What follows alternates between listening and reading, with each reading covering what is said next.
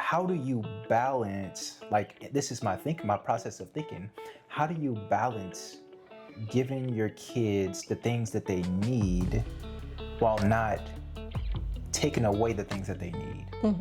We cannot control what our kids remember about us, but we can control the options that their mind filters through for those memories. And we can't control all of them, of course, but the things that we can control are the moments that they have with us. Any parent will say that there's more, like that they could have done more, could have been more present, could have been more intentional, could have made better decisions, which I think actually leads us into the first thing that I want to talk about, which is like, what is good parenting?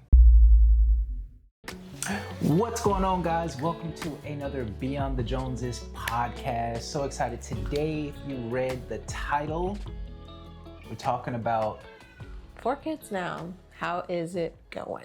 4 kids now.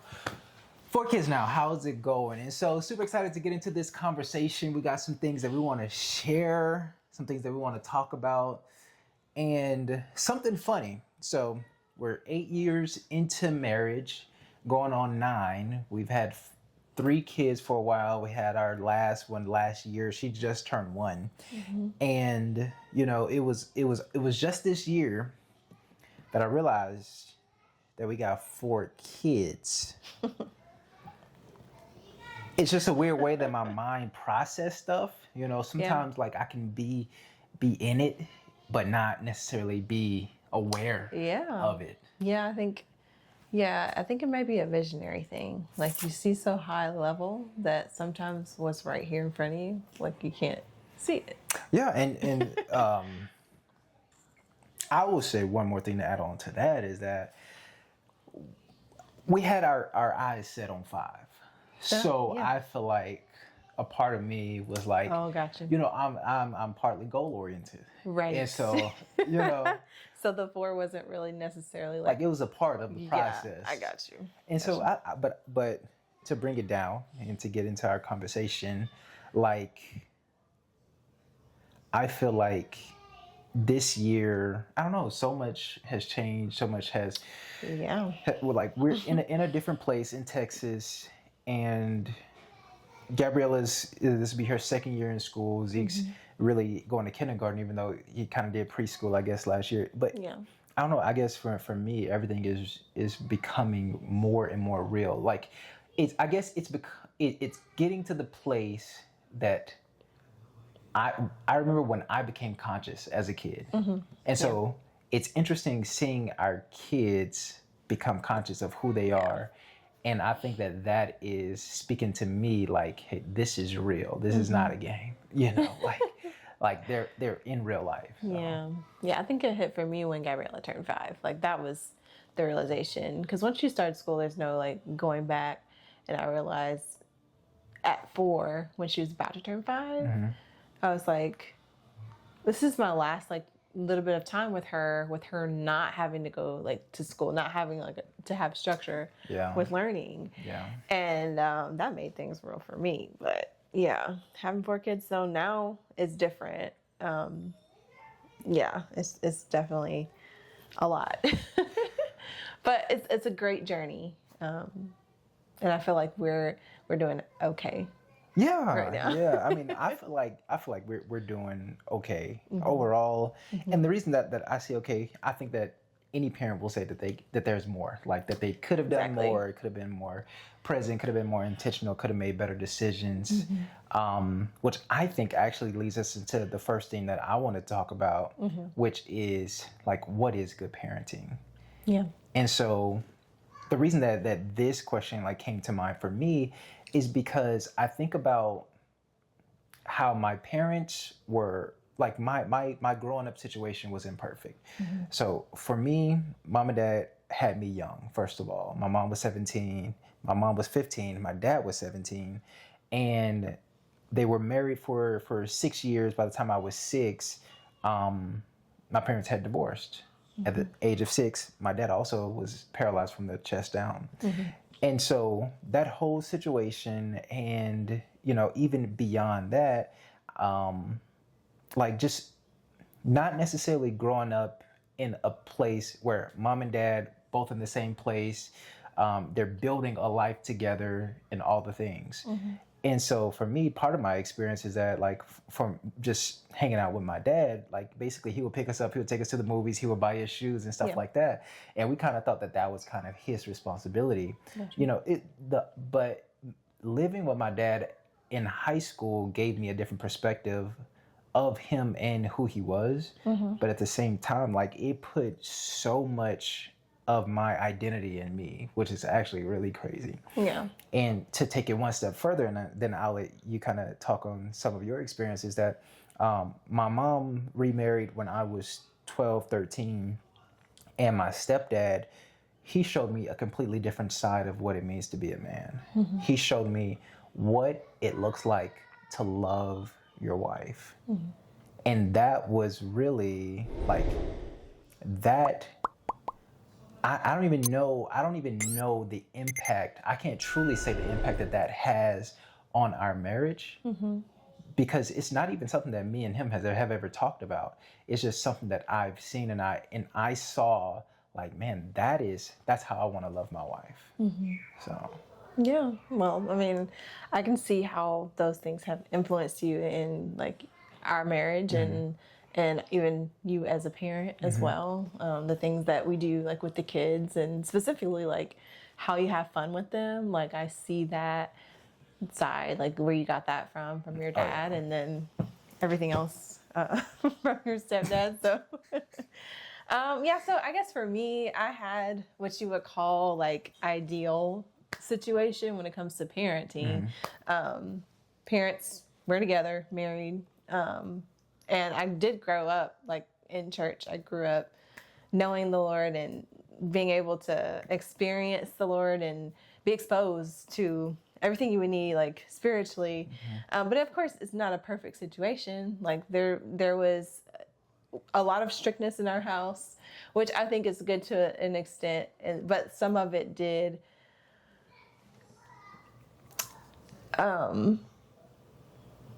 I don't know. I don't even know how to explain it. I don't even know how to explain it, but some of it did contribute to some, I guess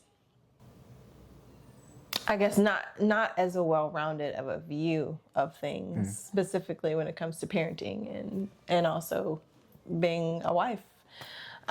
So yeah, it was challenging in those areas. And I think what I love about our relationship and the path that the Lord has given us is that we have found the balance that I feel is necessary in order for it to be like whole, I guess, in both areas, I guess.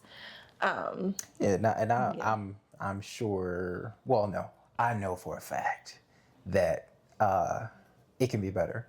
Oh yeah, when absolutely. it comes to even like our situation is interesting because like I feel like we're both disciplined.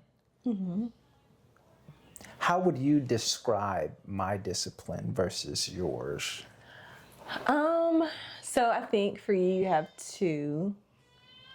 You have your silly, like, discipline where you don't really want to be too hard on them, but you do want them to, like, straighten up, like, and do what, you've asked. Okay. And then you have the point where, okay, like, just do what I said, like, that's it.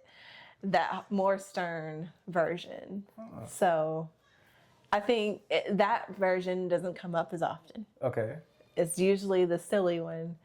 And I think for me, sometimes I'm like, are they actually going to like do it, or are they going to? So sometimes like I fight the urge to say like, go ahead and do it. Like, just do what he said. Because I'm not trying to interrupt your flow and how you want to relate with them in that moment. But but the other side is it comes like after you've had to say it like several times, or yeah, that's it's kind of fun, It's fun. It's kind of fun. I don't find it fun at all. Like in a really weird way. It's like as a dad, when you say something like things happen, things move. That's true. And so, even what was it the other day? Oh, you told them to clean up, like when you got home, I think. I got home after work. So basically, anytime I get home after work, the whole house changed. And so I walk into to the door, and I'm seeing like the living room still needs to be cleaned and stuff like that. And then I'm greeting everybody, giving them hugs, kisses, and then I'm like, "Hey, y'all go and get some stars. Y'all go and clean up and get some stars or something like that." And they just take off. Yes. And they just look at me like, literally. I've been telling them that all day. Literally 5 minutes.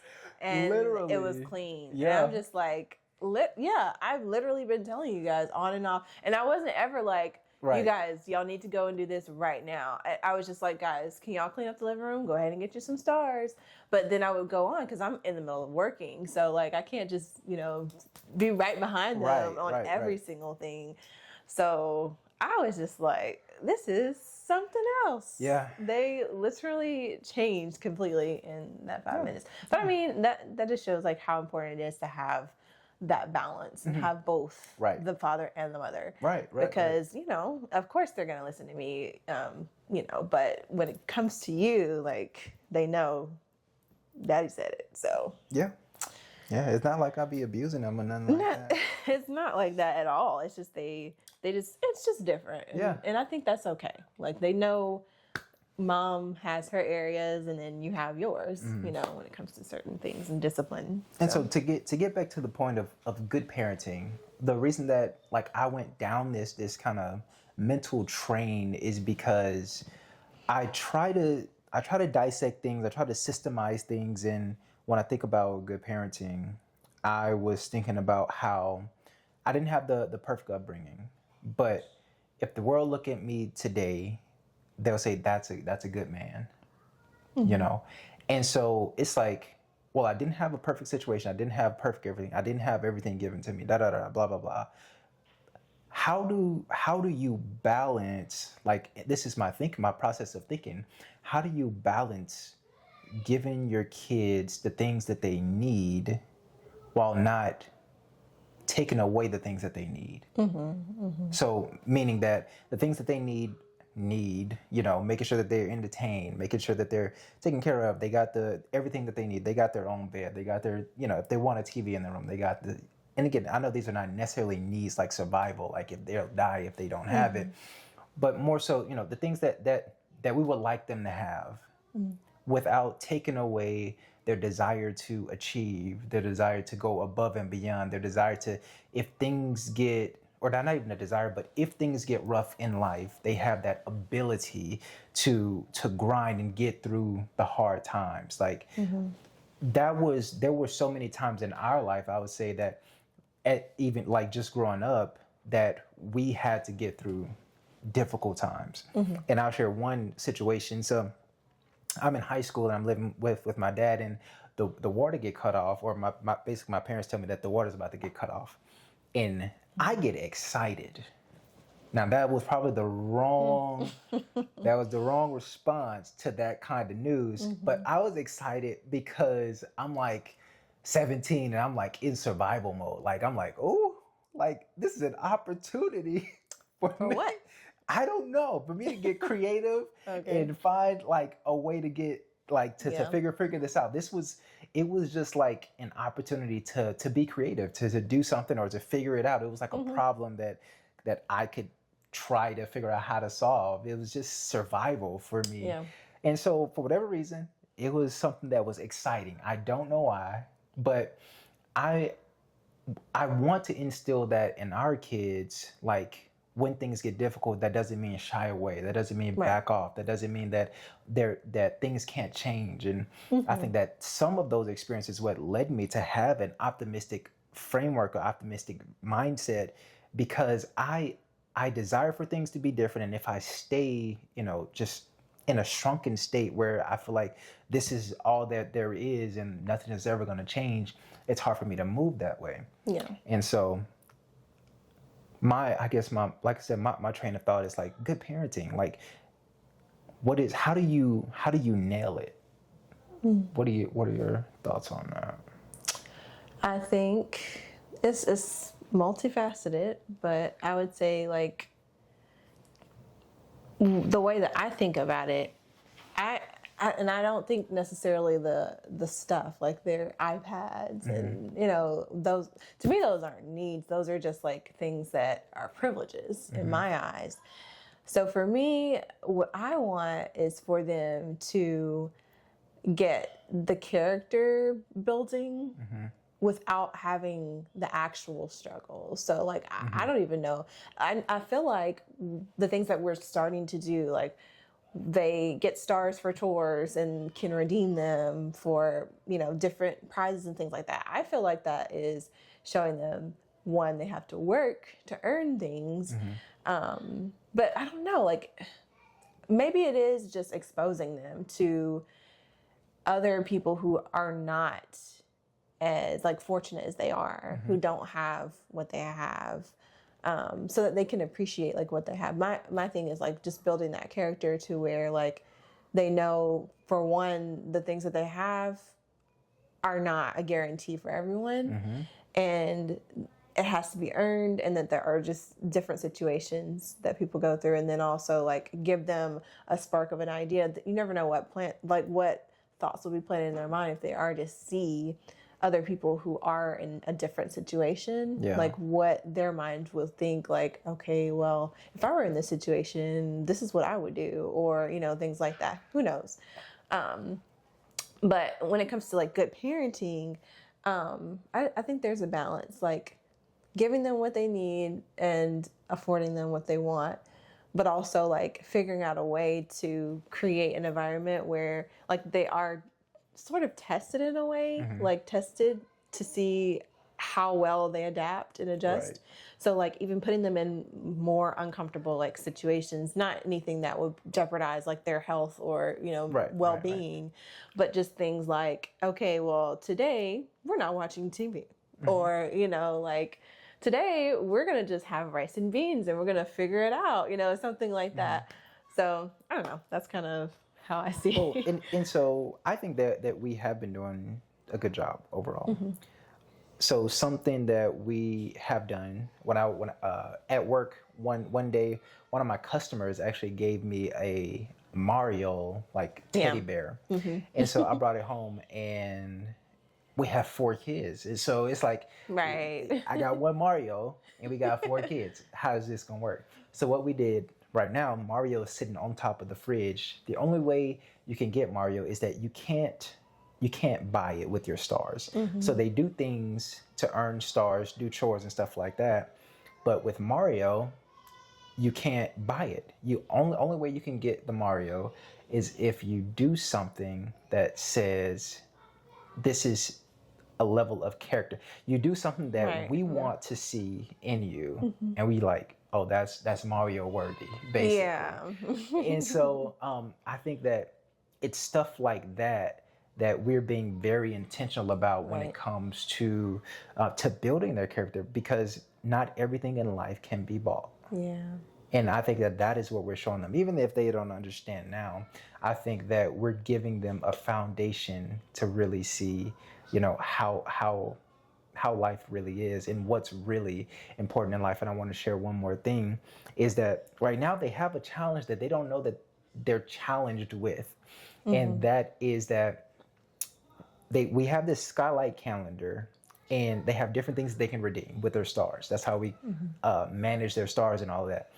And I'm waiting for one of them to buy someone else something with their stars. If they do that, they're going to get 100 stars plus whatever they bought for the other person. They'll get those stars back plus an additional bonus stars and the Mario.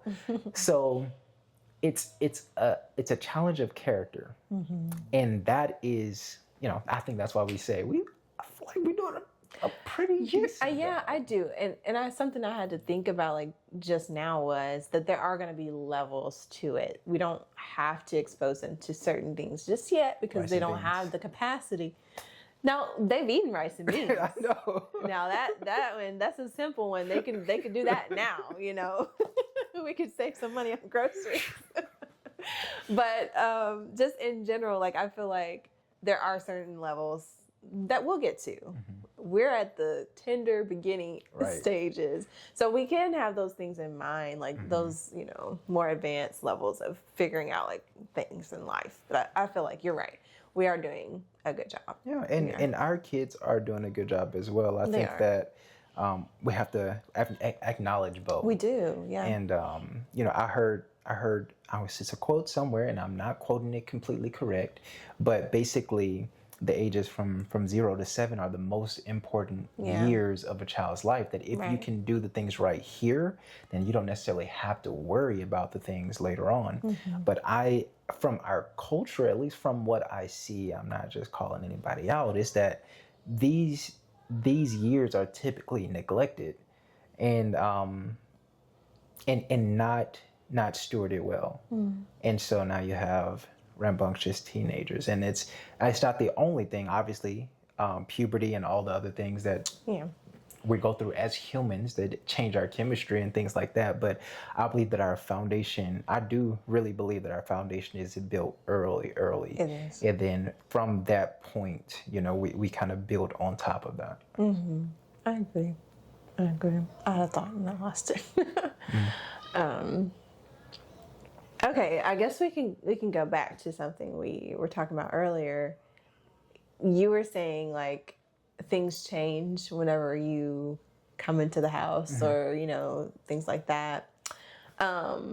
Something that we were talking about is just how we are different in certain ways. And I feel like sometimes I'll label myself like as the not fun parent because I feel like I'm with them all the time. So like I'm catching a lot of the little things that need to be dealt with and disciplined. So I feel like a lot of time, even if I am like doing the other fun things, that's overshadowed because I'm always like, you know, specifically during the day, having to like being silly with them or, you know, I'll make up a song and just be like singing at them and they'll start laughing at me. Go ahead. Why are you saying that? I'm just shedding some light on the fun. Come on. Or taking them, like I used to be able to take them out to do more things. Right. They really liked those, like things like that. But anyway, because I'm having to tell them, stop doing this. Leave your sister alone. Like I'm having to do all of that. So it gets overshadowed, you know, sometimes. But just, you were saying like, you know, you have a perspective on that too. I know for me, like I am intentionally trying to just do things that help them to understand, like, even though I'm disciplining them and, you know, making sure that they are doing the right thing, I love them and I want them to have fun and I want them to explore and you know, do things. And one thing that is different that I'm applying in my life that was different than my childhood is like being silly, like, and just doing it in front of me. Like I'm allowing my kids to do that because I don't want them to feel like, okay, well, I can't be silly in front of mommy, you know, like, oh, I don't need to do that in front of her. She's going to get upset or she's going to do this or that or whatever. So that's something I'm doing differently. I'm being consciously aware of, like not sifting out, or how do you say, like, I'm not, like when you like close up a fire, like I'm not doing that for them because that's authentically who they are. They are very silly kids. Now, of course, they do sometimes get crazy. And at that point, I'll say something. But like for the most part, like they're kids. They just like to play around. Yeah, so I don't know where they get it from you. Oh. They get it from you. Oh. I mean, I'm silly too, but not nearly as much as you are. So I feel like they got that honest. And I don't want that to be something that they don't keep in their life. Like I want them to be able to do that. And as they get older, I feel like it'll be tapered, you know, to their personality and then to their maturity. Yeah. But that should always be there. That, like, you know, carefree, just happiness and joy and laughter. Yeah. I want that to be something that they keep. So yeah. Yeah. And so, like, I think that the reason that I'm the way that I am is mainly because of how, I would say it's two things. It's mainly because of how my dad was with us. I think I still have him beat. But like, I say I still have him beat because I'm like, my dad was super silly, but at the same time, like, and I've only had 6 years going on 7 with Gabriella, so like I'm just there, like in the midst of it, and I got him beat by like because I'm like we're still together, like Yeah. So there's a different level that you get to experience because it's a different situation. So I got you. Right. And so like even when we were dating and into marriage, you knew that I was silly, Right. but you didn't know that I was crazy. Right. And so when we got married, and I introduced you to crazy, you was like, how was that? I mean, it was like I knew it was coming, but I didn't know to what degree, I guess. So I would say at the beginning, I was a little bit like, I don't know what to do with this. Yeah. Like, how do I respond to this? Like, am I supposed to just joke around with you? And then, like, of course, you would joke around with me, and then I would get offended, like, a lot of the time. Yeah. Because we did. I wasn't used to that level of like, because I understand now, like you were comfortable with me, like I'm your wife. So like you felt like that was something you could do, but we were still like getting to know each other as husband and wife. So for me, it was definitely different, especially like me being more serious and, just different personalities. Yeah. So that was different, but I will say, like, I feel like I adjusted pretty quickly overall. I mean, within the first year, I feel like you loved me. So, yeah, absolutely. So that's helped. why, it made it easier to adapt to it. I just had to learn. And I also like, I wasn't crazy and uncontrolled. Right. Exactly. Yeah. So like I knew what I was doing when I was doing it. Like I was intentionally picking with you or saying something. I wasn't like out of control. I wasn't, I could taper it in. And so first thing is my dad. The second thing is because I turned out okay. That's it. Like I think that's how come I have some of the perspectives that I have is because, well, no, I'm not perfect. We had bedtimes, but still had the TV in the room.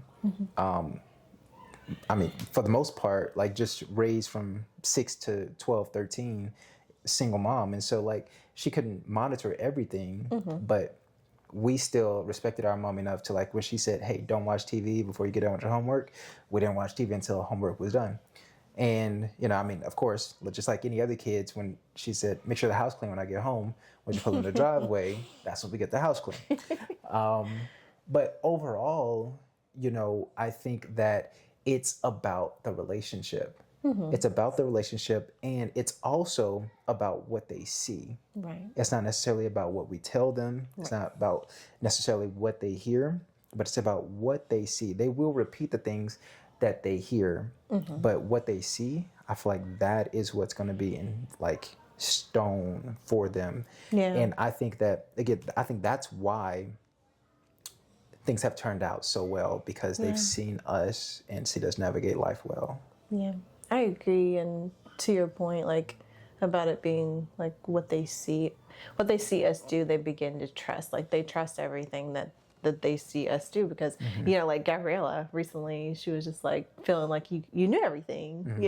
She trusted that. You gave her a different perspective, but like they take everything in like face value. And so I think it's super important, like for us as parents to be mindful of what they are seeing and what they're hearing and what we give them. Not because we're trying to present ourselves as perfect parents, but because we want to give them an example that they can,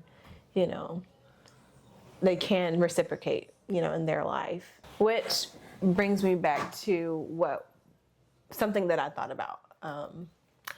We cannot control what our kids remember about us, but we can control the options that their mind filters through for those memories. And we can't control all of them, of course, because they're going to experience memories from everywhere that they go, like outside of the house. Right.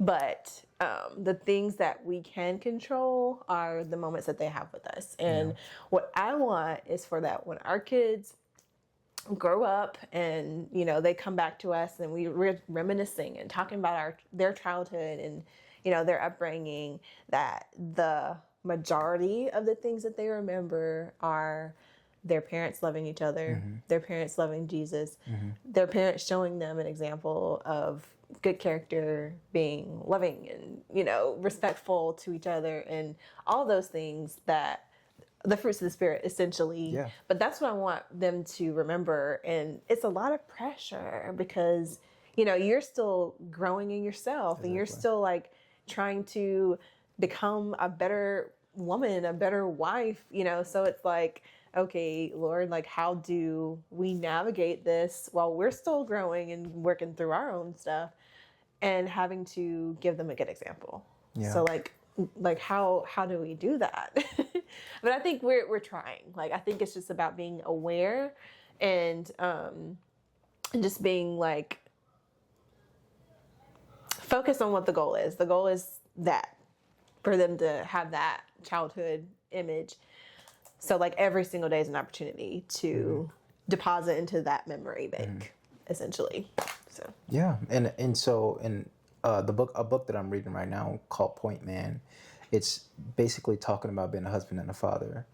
And I want to say that it's in this book that it's talking about quality time and quantity time. Quantity time being the time that we just have around each other, and you know, even if it's a stay-at-home dad or stay-at-home mom, that there's quantity time there. There is an abundance of time there. And he was talking about the difference between quantity time and quality time, where quality time happens in quantity time. So what quality time is, he was saying, is that it's that random question that your child asks that they're actually seeking an answer for. And that's an opportunity to go deep. That's an opportunity for, because going back to what you were saying, like, you don't get to control the memories that they have. And so that's that quality time or quantity time where it's just like, we're together, we're family, this is who we are, kind of deal. And then the quality time is that those little moments that they open the door and say, hey, have a peek into who I am. Because at the end of the day, we're getting to know them while they're getting to know themselves. yeah, And which is really cool that, you know, that God allowed it to be that way, that not every, like, that they are not us. right. Yeah. No matter how much we want them to be like us, they are not us. And so we get to nurture that, and we get to build them up and encourage them in everything that we see in them and everything that we believe God has for them. And so I think that's it.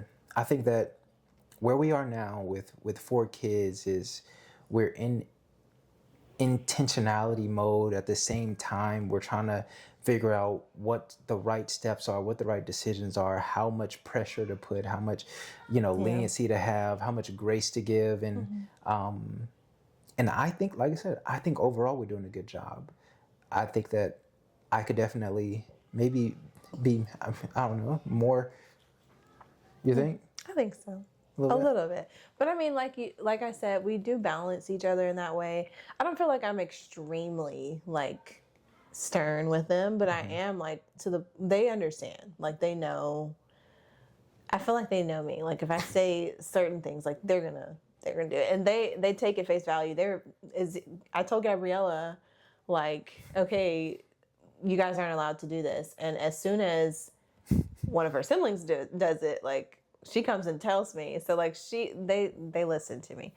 I'm working on the more like, you know, fun, lighthearted, just being intentional about that. Like, I feel like I've got the other part. I listen out, you know, for certain things. But I can be more intentional about that. So that's what I'm working on. So overall, I believe that we're doing well. We're carrying ourselves the best that we can. And, I think so too. And I don't, and that's not to toot our own horn or anything like that. I don't want anyone to get the impression that we are boasting. But of course, you know, it's good to know, and it's something to be proud of, you know, especially, we're not just saying it. Like, we have other people come up to us all the time and let us know, like, your children are the most well-behaved kids. Like, and I feel like that's a reflection of you know, the parenting and also, like you said, their choice to actually follow what we're saying in our leadership and things like that. So. Man, this is going longer than it's supposed to. Yeah. But, you know, I don't think that we have ever been like, hey, you know how to act when you get in there. Like, for the most part. For the most part, I don't have to. Like, it's not like you're going to church, act right. You know, it's just like we just drop them off and then we come back and they got a note on them. Yeah, so, everybody's like raves about their behavior and and again, respectfulness. It's because I'm pretty sure I heard this somewhere. Like, they're not listening to you; they're watching you, and so they know how to behave. You know, and obviously we train them well when they're Trinity's age 1, 2, 3. You know, the hey, no, hey, that's enough. Because even Zeke, this is going longer than it's supposed to. Zeke was he's a boy. And so at 2 years old, he was hitting, he was doing all the boy things until we trained him not to do that. Yeah. And now, I mean, we have no issue with that. Like, everybody plays together. I didn't know how long it would take for him to understand it. But yeah, it reminds me though, like we were at Sam's one day. I was with the kids and I had them all like in the basket while we were waiting at the cafe. And this couple had been sitting there. I guess they had been watching us for a while, but they got up to leave. And then the dad was like, your kids, they are so well behaved. And she's like, that's good training right there. So yeah, I mean, you do have to be intentional about like training and things like that. But, so you're right. I do believe we are doing a good job. And I just pray that the Lord continues to grace us to do well in every season of their life, because they have so much more life to live and so do we. Yeah. And we're going to be their parents all of their life. Yeah. In different ways. You know, when they get older, it's going to be way different. Yeah. And I look forward to that. Yeah. But right now, you know, we are right there, you know. Yeah. And so, we have so much more to share on parenting and raising our 4 kids. I think that it went longer than expected just because this is what we're living. Right. And so there's plenty to talk about, you know, when it comes to it. Yeah, I like this because we are literally just letting you guys into our conversations and just our life. And so. Yeah. Well, if you watched this far, thank you so much for watching. And don't forget to like, subscribe. Yeah. Like, subscribe, and share. Comment. Let us know what you think of the video. Any questions you might have. Feel free to let us know. Yep.